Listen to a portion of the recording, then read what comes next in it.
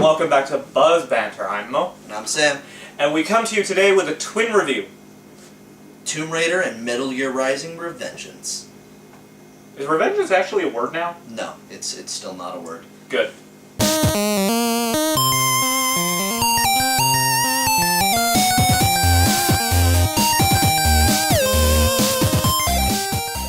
Shall I start or shall you? You shall start because you had far more fun with yours. Yeah, it's true. So Metal Gear Rising Revengeance. Metal Gear Rising Revengeance initially started as a Metal Gear game starring Raiden with a cool sword ability. Kojima, despite being kind of ridiculous with his stories, you know, like love on the battlefield, can it ever truly blossom? And the clone hand that comes to kill you? Yeah, anyways, regardless of that, he's actually willing to acknowledge when he can't do something. So he knew he couldn't do sword mechanics. Who does he call? He calls Platinum Games. They know how to do gameplay. So essentially the story, Kojima, I believe, handled it, but the gameplay was handled by Platinum, and they re-released it as an action game rather than a stealth game with sword mechanics, and it became Revengence. They made up a word. I don't know. The gameplay in this game is phenomenal. It's a really true-to-life action game about combos, about everything. Your only real defense is a block or a counter-attack, which I'll get into in a sec. One of the downfalls of the game is that tutorials kind of don't really play into it. It just kind of puts you in and expects you to know. They just kind of talk about it. So one of the things was the Zandatsu kill, which is a pretty major component of the game where as you're cutting up a guy after you hit him up a little bit, there'll be a square around his body.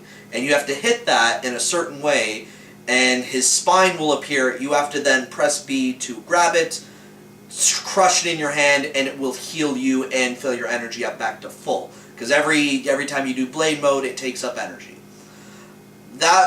They just tell you about it, they don't show you how to do it. They just expect to figure it out. I actually had to quit the game, go back into it, and then finally it showed me how to do it because the game didn't tell me how to. And that's kind of the major thing to Metal Gear Rising. There is actually a learning curve, especially with the blocking.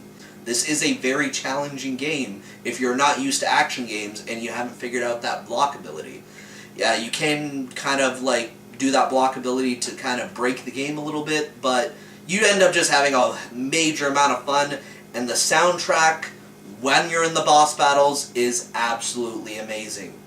It is thoroughly injects like adrenaline into you as you're having these boss battles, and is scored perfectly to the rhythm of the boss battle. And that is the major part. And the end boss battle is dumb. The final boss is dumb in the best way possible. It's basically, people used to complain that were way too many cutscenes with Kojima's style of telling stories and not enough gameplay. Well, this is a match made in heaven, as Platinum makes an amazing game with their gameplay, while Kojima does a over-the-top, kind of full of the whole anime trope, over-saturation of story, but it mixes with the gameplay very well and makes a very great action game. This is a definite recommendation, especially for people who are kind of perturbed by the easiness of Devil May Cry, because this is technically a harder game, but Devil May Cry, in my opinion, still has the better story. But Metal Gear Rising, great game. Yeah, I got to play Tomb Raider, to which I say, you're a harlot. You broke my heart. You gave me such wonderful niceties, and then took them, well, so many of them away. You took two of them away. Well, no, not that. Because she's a that's what I thought you were talking about. Now, illegal. So, the prequel game, talking about exactly what started Lara Croft down on the road to murder, animal cruelty, and theft of the country, like the artifacts of a country's culture and history. The opening sequence to this game, it has to be stated, is a beautiful work of art. The level design and everything throughout this game is very well done. It's really fun, really great. When you finally get a weapon in your hand and you have to kill a man for the first time, the cutscene is monumentally well done, but then she just doesn't care anymore. you end up with this massive schizophrenic, like, dual personality disorder with this game where she has executions that are, like, Gears of War level brutal. And then all of her cutscenes, she's like, what am I doing? I'm in this horrible place and everything's just terrible and I'm becoming a terrible person. And then 4 seconds later, I'm just like, hey, I'm gonna put a shotgun in your mouth and say hello to the trigger. Bam! But the problem is, it doesn't fit with the narrative. You have wonderful narrative sequences and you have wonderful gameplay. They just feel like they're meant for 2 separate games. That being said, overall the game is still quite enjoyable. This is the first Tomb Raider game where the controls and the camera haven't made me want to cut off my own arms with my teeth.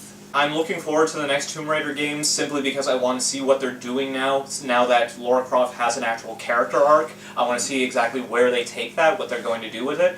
To me, like, the closest that this comes to was Far Cry 3. It was a game that I didn't expect anything from, and I got some very interesting characters out of it. I got, like, the usual fun gameplay. You got a really good villain out of that. Yeah, you got an amazing villain character out of Far Cry 3. In this, you got Lara Croft, one of the avatars and one of the sort of hallmarks of video gaming industry and video game history, who is now finally something more than just a female Indiana Jones. She is an actual person. They also got rid of, like, her major assets. I know, the Twin Desert Eagles.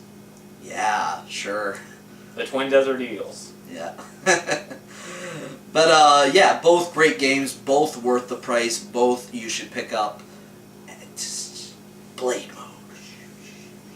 Crying over dead animals. Yeah, that's it for us on Buzz Banter today. Don't forget to check us out on our parent website, boxofficebuzz.com, for lots of, like, trailers, movie stuff, and all that other things. Yes, comment below and subscribe and do other things. You guys have been doing it a lot lately, but we want to see you keep doing it. Yes. Tell your friends. Make other Hotmail accounts, and then set up more YouTube accounts. It's not and Hotmail just subscribe. Anymore. Gmail, whatever. No, it's Outlook. Whatever. The funny thing about that is, my login for YouTube is still off of my Hotmail email. You're already cutting it. It doesn't matter. Yes. This can just go in the bloopers. If he doesn't want more work. I don't care. Jerks. Screw you. Bye. Bye, guys.